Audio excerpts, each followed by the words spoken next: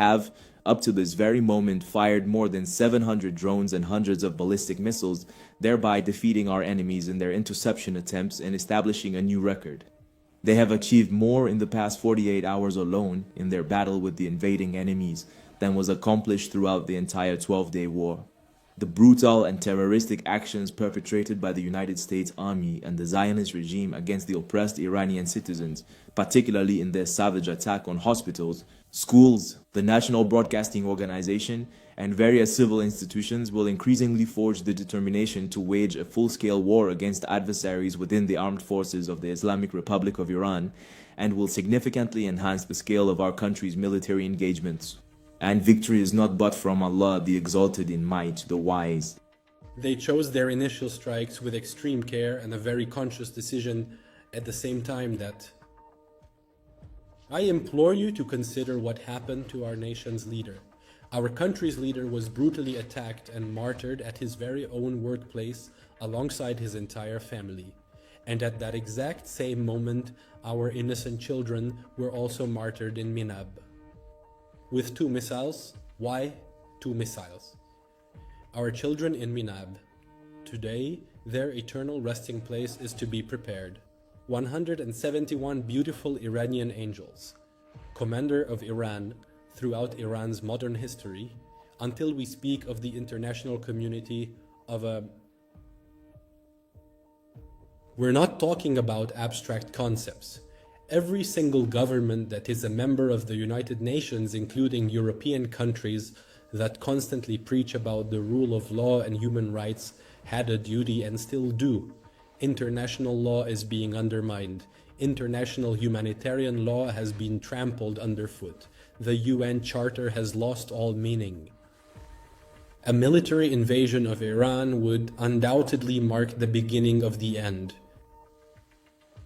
It is the UN system. Where is the Secretary General of the UN?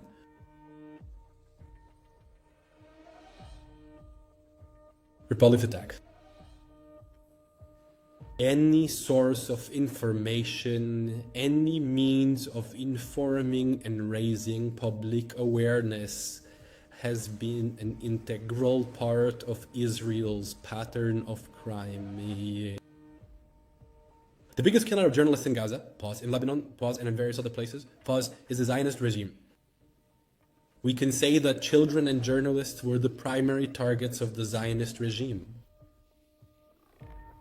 I am standing here to make it absolutely clear that our defensive measures against American military bases, I must emphasize, under no circumstances whatsoever represent any animosity from the Iranian nation towards the nations of this region. This is a restricted area. Did we send missiles? What we are doing is targeting locations that are the origin and source of attacks on Iran. This is a principle of international law. We have been subjected to military aggression. We have the right to defend. We have the duty to defend ourselves. The reason for the subject of religious indebtedness. But we didn't have any enrichment.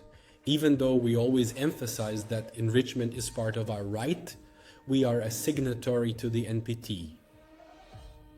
Despite this, ever since they launched an attack on our nuclear facilities, and they themselves declared they had completely wiped them out, they claimed they had utterly demolished them. They stated it was rendered useless, meaning it was sealed off. Due to the extensive damage that had been inflicted, there was essentially no enrichment taking place. So how can Mr. Vitkov claim, just a week ago, that Iran has only 1 week left to produce the necessary materials for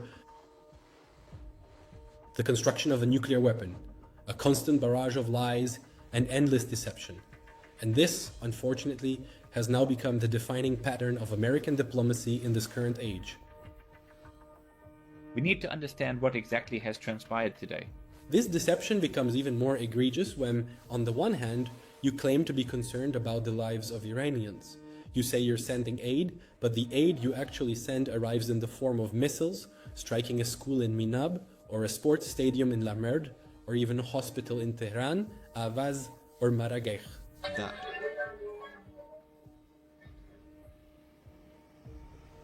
The way to stop the war is for them to bring it to an end. The United Nations Security Council has a very important responsibility.